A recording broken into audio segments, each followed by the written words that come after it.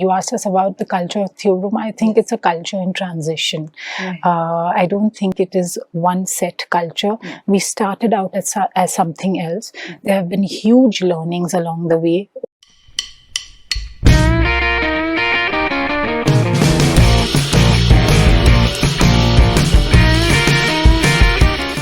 So I'm so excited to have with us today Kainaz, Kamal and Farokh Messman, the family that built my favorite patisserie chain, Theobroma. Today you're in 90 locations in 5 cities. At the time of writing the book, Kainaz, it was 2019, I think, and you were in 50 locations, which means you've grown through the pandemic. The pandemic was really one of the toughest periods of our entire careers that we have. Not only for us, I think it was for the whole F&B industry.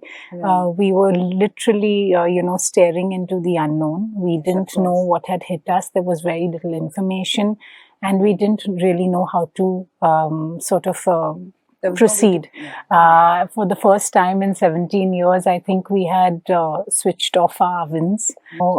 Because we were bread manufacturers, we came under essential services, which meant that we were allowed to operate. And so we stopped for about 2 weeks, but we didn't stop working at all. We had just a new CEO on board, and he was 1 month old into the pandemic. The operation, but we quickly gathered around, thought it through, and did what we had to do. Our staff were, they were really true war heroes. They dropped everything to come together with us and completely form this sort of bubble. We had to form a bubble both in the front of the house and at the back of the house. We shortened our menu, made a special COVID menu very quickly, and proceeded to follow the protocol and then just work through that. We've just put our heads down and worked. Now, I want to ask you though, Kamal, this is, Kainaz has written about, Theobroma being actually an extension of your home-based business, right? You've had your share of challenges, I'm sure, over the years. Actually, I was a banker originally. Yes. And when she was born, I gave up my job to stay at home and look after the children. And just sitting at home doing nothing. We used to make things for the family. Sundays were special, the days when my girls would be in the kitchen with me and we would cook up meals and things like that. But one day we rolled some chocolates at home. And we as you and the girls? At home. Everybody used to do all the work. Sorry, I just want to say, I started without mentioning that Tina is an integral part, Kainaz's sister is an integral part of the family business. So they were in school that time. Tina was a little older than her, 4 years older. And as I said, everybody used to gather around the dining table to pack, roll, put them into boxes, whatever, and sell.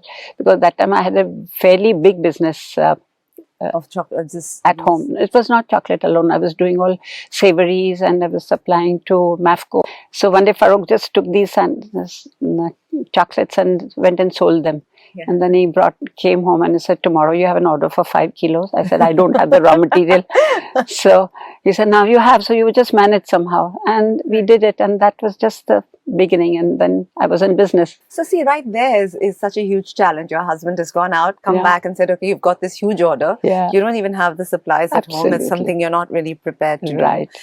So dealing with challenges, has it always just come naturally? Yes, it just comes through, something that the family has learned to do? Yes, that's right. It is. And what is the trick to that? How do you sort of stay cool through, whatever life throws? We are not a cool family at all. You're not. So you we always feel that if there's something to be done, the objective is to you just have to do it. Push past the pain. There's no other option. The goal is one only, irrespective. I think you and what is the goal?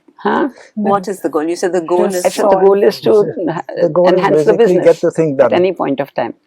Okay. And sorry, Kainaz, you were saying something. No, I think very often when people have adversity in their life, sometimes their response to it is to sort of give up, whether it's a romantic relationship gone sour, it's problems at school, or in your professional life.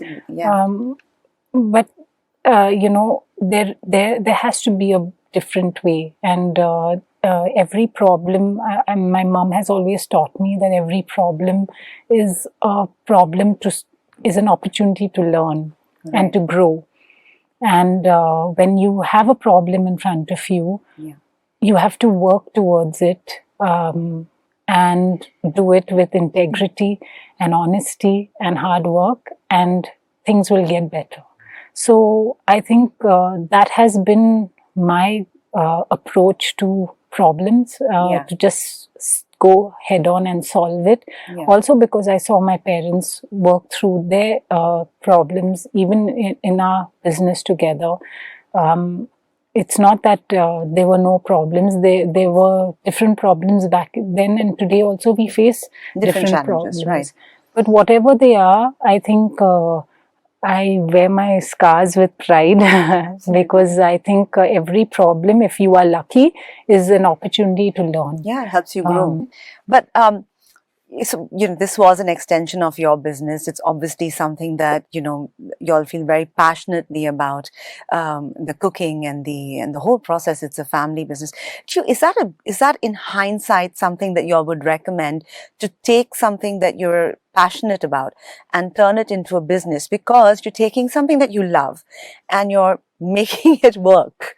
Suddenly now it's work. It's not something that you can just enjoy for the sake of it. So would you say this is rewarding? Or I would say the adage is that there's no shortcut to success. You have to work your butt out. Yeah, absolutely. That's the only thing I can say. I don't think you want to say bye. No, that's okay. You can say what you like. We're not local people. But that's an ideal situation. If you can do a business which you're passionate about, that's one of the most ideal situations. Yeah. Secondly, what I would always say is that whatever you do, you must have a very good product. Absolutely. I couldn't agree more. You must feel that your product, if it's not the best, at least one of the best in the market. Yeah. It could be a product, it could be an idea, it could be a service, but you have to start with a good product. That's absolutely, that you've written about that as well. That's absolutely necessary. That's a foundation. You've quoted Elon Musk in the book. I'm going to lean on a different quote of his, something he had put up on Twitter, where he had talked about the need to have, for friends to come together and throw a business shower rather than a baby shower for people. Because, it's so nice to have friends pitching in and saying, okay, look, these are the resources I can bring to the table, or, these are my connections, and, this is how I can help you grow your business, right? But you all did this instinctively. You had friends pitching in to help. Absolutely. Your friends came in back. That's true. And I had also friends come in and help. Yes, you've also had friends coming in to taste, and I just also wanted to say that if you ever run short and you need a volunteer, look no further. Definitely. No, but so you've had an incredible support system, and you had a friend who was also helping you run the place, right? Yes, friends with what happened is when we were, she was a big pillar of success. I mean, I would say a lot of our effort in the first year of our operations was her absolute devotion to work. I mean, I have yet to come across a person who's so devoted as she was. I mean, it was more like her business that she was. And she won everybody's heart. All the customers would keep coming, and they would think that I am her daughter, though she was younger than me by 2 years. And they would say, okay, where's your mom? So I said, no, she's my friend. She's not my mom. and unfortunately, she passed away, and that was a big hit personally to me. I'm sure it was. I'm sure. But I think how lovely it is, this idea of asking your friends for help. Because in India, I think because we are such a stoic society, we tend to not ask for help. We tend to not reach out to people, and I think that's a big loss, right? The old adage is treat people the way you want to be treated. The new adage is treat people the way they want to be treated. But in reality, it's no different. Everybody wants to be treated with kindness and, dignity and respect. And I think, so that is very important, and we tend to become cliquey, and we tend to, put too much value on stoicism, as you said. And when you reach out to someone, it makes them also feel good, and you'll be surprised at how happy they are to help. Absolutely, they become a part now. Your friends are a part of your Yes, growth story, and how incredible absolutely. that is, I mean, right? I don't think I could have survived my years at running the business if it wasn't for my friends that came together to support me at different stages. Right. I've had when we've had torrential rains, I've had friends who've dropped their own business and run and come and help, because we had no staff in those days. The trains were shut, so no staff turned up, and the shop was packed. And I had a friend, he runs a printing business. He dropped everything. He came to help. I had a friend visiting from London. She dropped everything. She came and pitched in when we had some staff problems in our second store. Right. So we've had incredible stories, and of course some of them are in our book. Yes, a lot of them are in your book. We remain absolutely grateful for the kindness that strangers have shown us. So friends is one thing, but yes, like you said, strangers, you've also had but a lot they've of also become friends. Now, So they walked in as strangers, but they've become our friends because of a random act of kindness. And so one of the things you were talking about earlier is it's incredible. You had the French couple, Helen and Joel.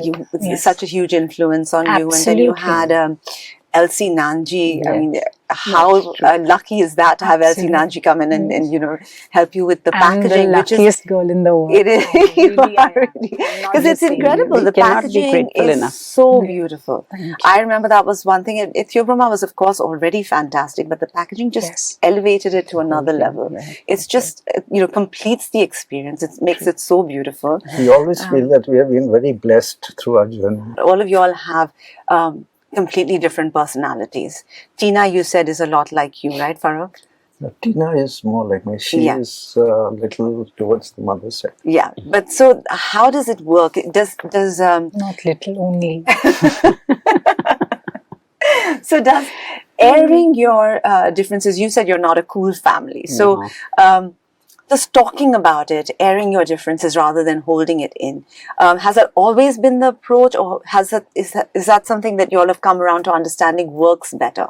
Yeah. No, I know a lot of people who have this rule that, they won't go to bed, if you're fighting. So if you have to kill each other, you do it before bedtime. Absolutely. But you have to get that done. Yes, I came very close to that. Because the personality differences are pretty big. You're a big risk taker. Or at least you were. Still you are a big risk taker.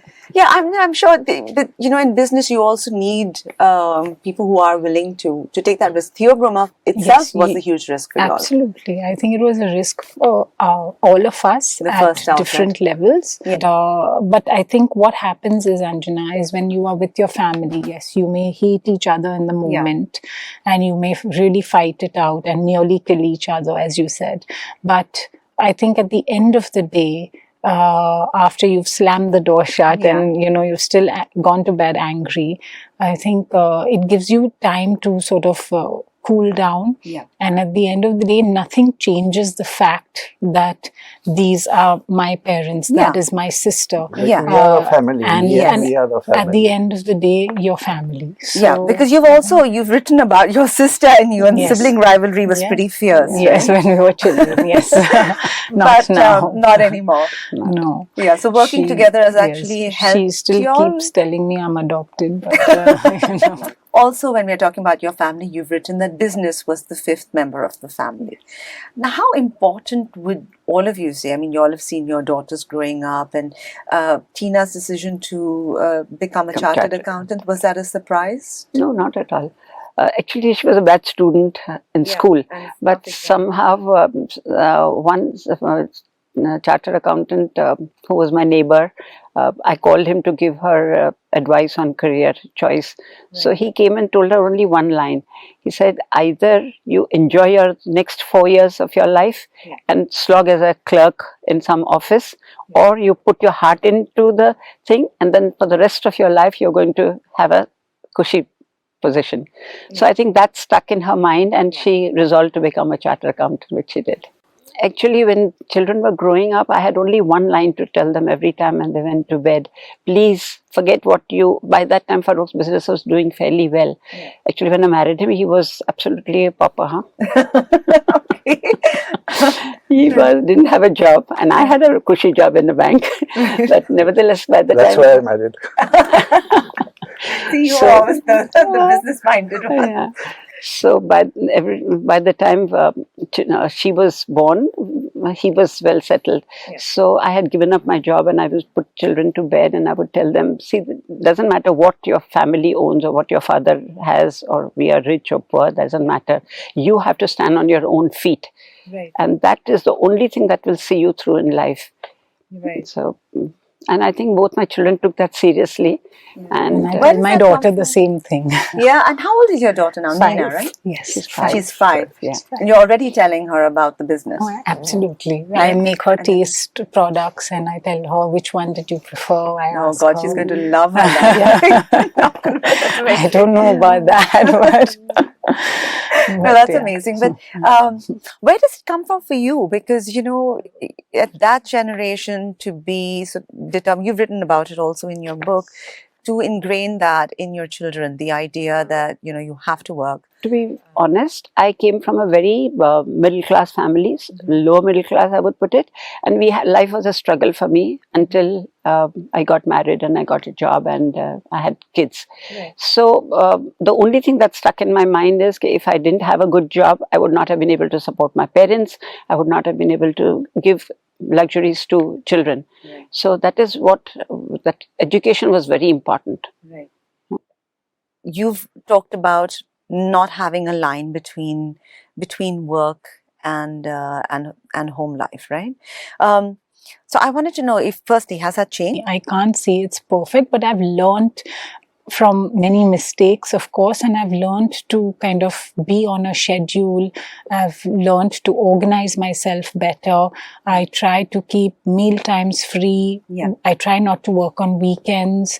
You know, bedtime is sacrosanct Yes, because that's my time Yeah. to spend with my daughter. You know, the half an hour that I have reading. I love reading to her. I enjoy watching her read. I didn't know how to do it initially, and so yes, there have been many years where I was working 7 days a week, and you know, there was a complete blur For everybody in the family? for everybody. No work-life boundaries. There were no there was no work-life balance. And so now, so when you say that you learned, of course, you've organized, you've got better systems in place, and having the funding has helped as well. But do you have, you know, something that you do that sort of helps you leave work at the threshold before you get home? Yes. You know, is there a practice, a reminder, or something that you do? For me, I try to immerse myself in my daughter's life, you know, and our family life. We try and take, you know, even if it's just 3 of us, Nehal, Nina, and me, we try and you know, take a quick getaway, or sometimes we go for a long drive, Yeah. or we take her out, you know, just for a swim. Right. Just small things, small mini breaks Yeah. that we can So spend. when you're with your daughter, you switch off. I switch off. I wanted to read this line from your book, though. Yeah? Like my temperamental oven, I would routinely break down, sobbing in my mother's arms, overwhelmed by the water, gas, air conditioning, plumbing, and landlady problems we had to contend with daily. Place. Your family, as everyone can see, is a very close-knit family. Is that, if somebody doesn't have that, what do they do? Well, the thing is the reason I'm asking Yes. is because you've traveled to France and you Yes. basically adopted these families, or they adopted you. Initially, when I got the, you know, I was told that I was going to go to a small town in France. Yeah. I was quite disappointed because Oh, I really? was 16 years old and Yeah. we were in the, you know, mid-90s. This was, of course, pre-internet days. Yeah.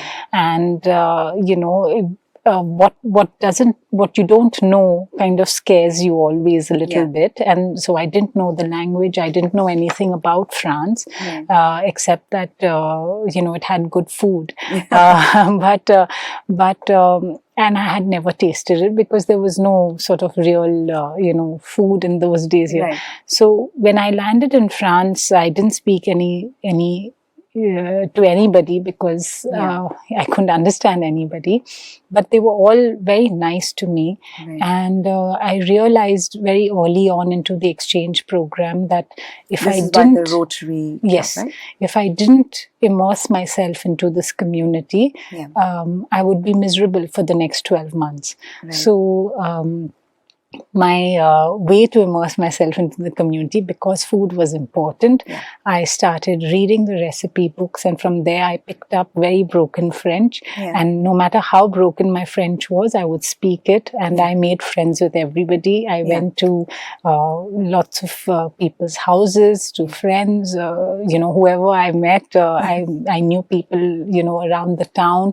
I knew old men playing pétanque in the garden. I would speak to them. I spoke to my teachers. I spoke to Has that everybody. always been her personality? Is that something you taught her? Because you literally went out to this strange country. You'd never been to France before that. No, never. And, I've never been to Europe before. And you've got multiple families there now, you know. Yes, So I mean, I yes. think that's so beautiful. This idea that you can Absolutely. reach They all out came to. down for her marriage also. And Yes, you had them come down. They came down for your marriage. All of them 25 came years down. on, I'm still in touch with all of them. I have friends. I have my siblings. We are on family WhatsApp groups. We exchange pictures of our kids. Yeah. We talk, often. And So this friendliness, this ability this to, because connection. people are intimidated, as you said, when you don't know something, it's scary. Where did that come from? Again, like I said, there are of course many influences in my life, but I think my outlook in life, my my moral values, my moral system, my mindset all comes from my parents. I saw my parents work incredibly hard in their life, but I was very. So who's the sociable one, the more sociable My one? mom. Right. So you've always so like you said, you're just like her. Yes, I've inherited my dad's broad shoulders and bad hair. Another beautiful message in your book is about, as you talked about, the kindness of strangers. Is it because of your nature, like you talked about, even meeting these people in France and how quickly they came to be a part of your family? Is it your nature? Is it your approach and your attitude that converts strangers? Sort of you've benefited from a lot of guidance from strangers as well. So how does that happen? Is it because of your approach and attitude, or would you put it down to sheer luck? No, I don't think it is luck, but I think it's. I've never really actually thought about it, but I think if you do good, you will receive good, of course.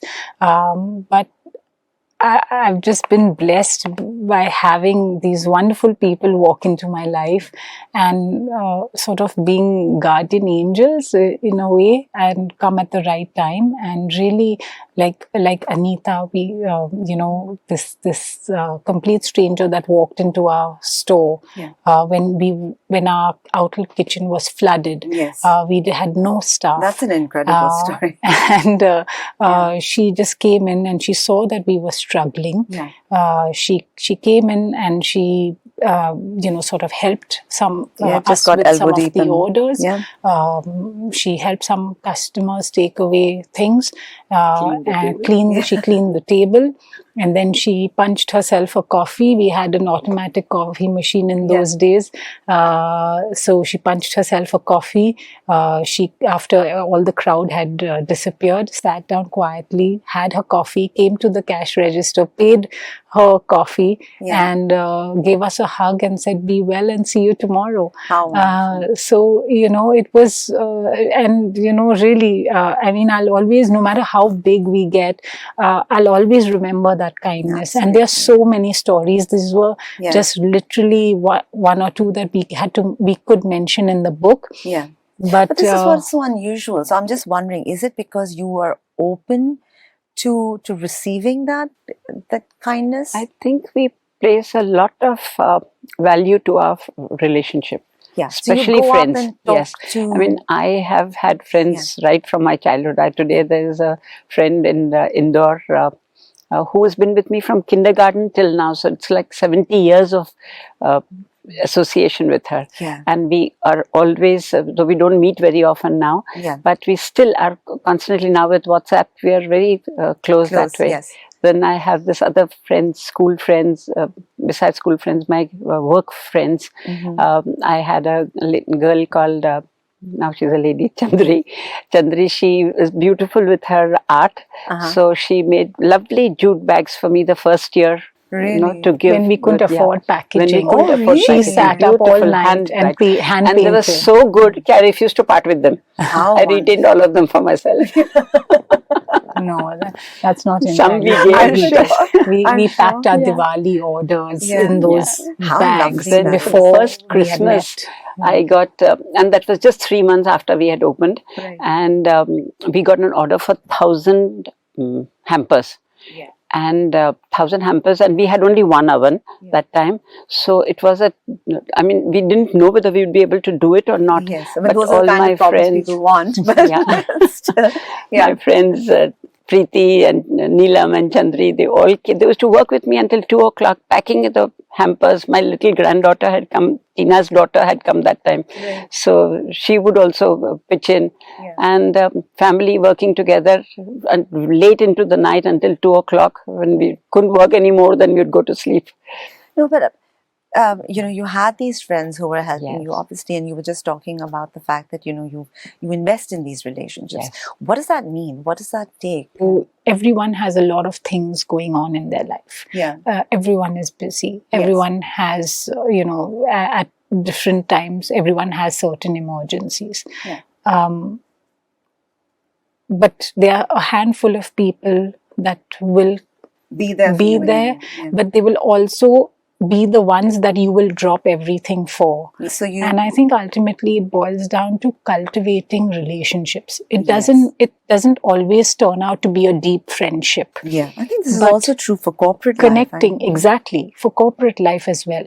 For connecting with people, for always operating with good intentions, with good faith, Yeah. for being, you know, for working with integrity with Right. your bosses, with your partners, for trusting them to have your best interests at heart, Yeah. and for allowing them also to thrive and succeed. It doesn't have to be a one-way street where only you are the one that is succeeding Yeah. and you know, your partners are not. It doesn't work that way. Whatever relationship you have, whether it's with your CEO, whether it's with your investors, with your family, your friends, it's always operated from a place where you essentially and fundamentally trust that person to have your best interest at heart.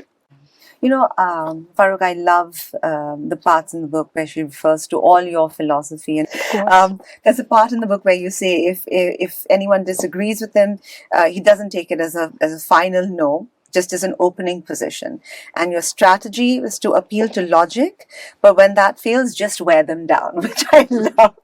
I think that's just great advice. Is this something that you've ever used? No, I He don't wears think. all down. Think I've. You know, like I said, I would, you know, have a conversation, you know, come to there.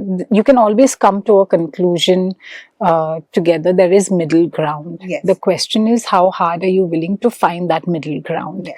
Or does it have to be that you want to sort of crush your opponent? You know, it doesn't work that. I mean, for me, I'd like to always come to a mutually beneficial agreement. You agree to disagree. It's basically that. Yeah, but there is something to be said for grit. Where does your grit come from, Farokh? Is it do you feel that our generation just has it too easy? No, it's your own convictions. Basically, you know, you have to be strong in your mind. Yeah. Which I have been, I think, right from when I was a little kid. Must have come from somewhere, right? Is it from watching something or certain circumstances? Well, it always comes from your family. I saw my father also struggling. Yeah. My father was also very strong, and he was a gymnast. He was a boxer. So you know, he was basically, without knowing it, giving me examples of how to go ahead, fight about things, and always he would never give up. So I sort of learned that there's nothing like giving up. And that's something that you think is a, would you say that that's a good trait for anyone who's starting a business? Because there are a lot of challenges you face, especially right in the beginning, right? I mean, every business is a struggle, and if you give up, you're not going to succeed. I mean, you can't give up. Yeah. But is there value also in knowing, okay, now this is it. We've reached, I know you have great plans for Theobroma, and I hope that, I would love to see it in stores worldwide as well. But do you think that there's value in knowing that, okay, this is it, this is, now enough? You have to personally as well, because you have to be realistic. Yeah. I mean, you have to be realistic. I mean, if somebody tells me, are you going to run 100 meters in 10 seconds, you can't do it. Yeah. But you can always still try. See, I always believe that there's only one thing worse than failure, is that not trying. Not trying. I think that was another amazing thing that I read. I love that. I always try. I said, okay, I don't mind failing. Yeah. I don't mind failing 10 times, but I won't give it up at the start. Yeah. I would try. So is that something you told the kids as well? Like, it doesn't matter if you fail, give it Actually, a go. we've never told Yeah. anything. We've just done it, and they've just seen it, and they've just experienced it. He did. He did, like he said, he did it in a way by just doing it. Growing up, I think watching your parents, both Tina and I. Again, I was also a bit of a radical father. I never told my children that you have to become doctors, or you have to. In fact, I told them, you enjoy your school. Yeah. Tina was a horrible student. She would come She'll last not like in it when class, you tell her that. and she would It's all over the book as well. but she would cry about it, and I would laugh about it. I said, let it be. As long as she doesn't fail, she's passing. Yeah. As long Yeah, as and she you didn't doesn't- like that. she doesn't You fail. wanted her to get like higher grades. Yeah, do well in life right from the start. It's not that at the end of your career you suddenly decide That to still do worked. well in life. She had a horrible school career, but she had a brilliant career after she became a. Yeah. Every January I was summoned up in school, and I would start crying that your daughter is going to repeat the class if she doesn't buck up for the next 2 months, and I would really sob my heart out. She would cry, and I would laugh about it. I think I'm somewhere in between the two of you as a parent. So you all have this family-run business. You've written about these employees who've obviously been there with you for the long, and one really tragic story obviously in there as well. But, what is the company culture like? Because you've written about something which I found was very interesting. These chains worldwide, and I don't think it's a problem that's limited to F&B, customers can be just obnoxious and just really, really rude. You've talked about brands that incentivize not even kindness, just being civil, just saying thank you, and not being rude and not being nasty, right? So what are the rules? What is the company culture like at Theobroma, where you've got somebody who comes in, you had people coming in saying that, you gave me a smash cake, or people just being rude and horrible. Is your team empowered to push back? So I think the first rule is to always listen. I think we've built this business because we've listened to our guests and what they want. And in the initial years, we also sort of transitioned our business into something our guests want, rather than just just what we want. And so I think that is the foundation. Right. The other thing is, I myself learned, later in life how to be a good boss, because I don't know about good, but at least considerate boss, because I think, it goes beyond just giving salaries to your employees. You have to forge relationships, again, like we were talking about relationships, also with your employees, getting to know them, getting to know their stories, who they are, what they want in life, giving them respect, giving them dignity.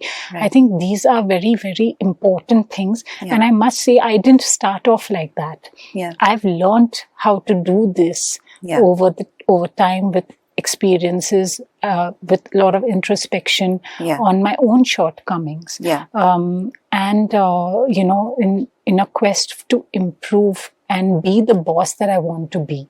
And it has such value in your business, right? Like you used to guard your recipes so closely. It is a people's business. It is a people's business. So you have to understand that fundamentally. Food and beverage globally is a people's business. And yes, everyone is not going to be an amazing person who's going to walk into your store and, you know, come as your guardian angel. I understand that. And yes, also people who come in, with their own problems. They have their own problems. They have their own frustrations. Sometimes that comes out on you. But as long as we as a company have the belief that we are doing something right. And you're constantly engaged with customers. You had that story in the book also about a customer who went to an outlet. It wasn't yet stocked at the time. You felt that the employees didn't speak to the person enough. And then you actually converted that into a big order by just engaging with the customer. So that engagement has great value. Same, if we ourselves set examples for our employees on how to treat our guests, I think they will also learn. So yes, formal training is important, and a lot of our employees do not have the opportunities that we have. So we must also understand that. And so you said a lot of them don't even. I mean, it's you're cooking and preparing dishes that you haven't tasted or you're not familiar with.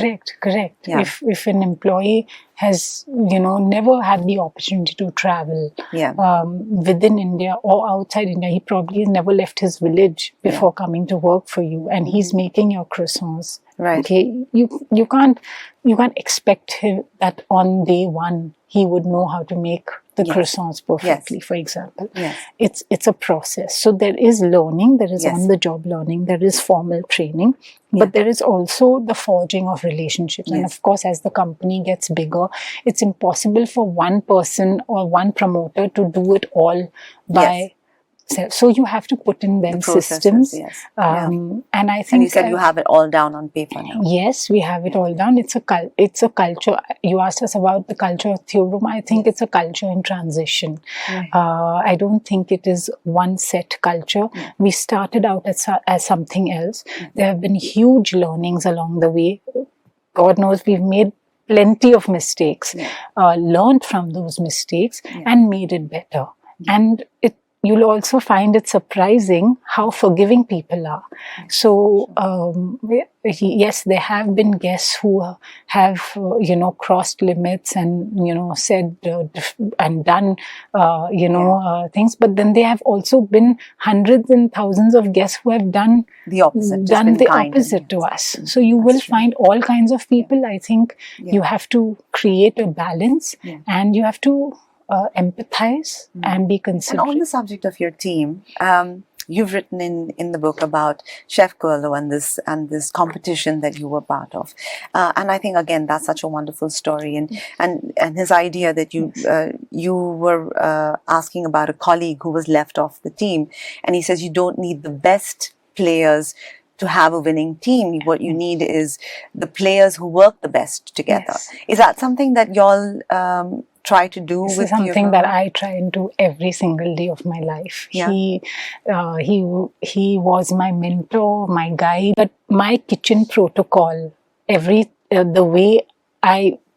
kind of chef I am today, it was because of him. Because he taught me how to walk, talk, hold a knife, wear a uniform. He taught me everything.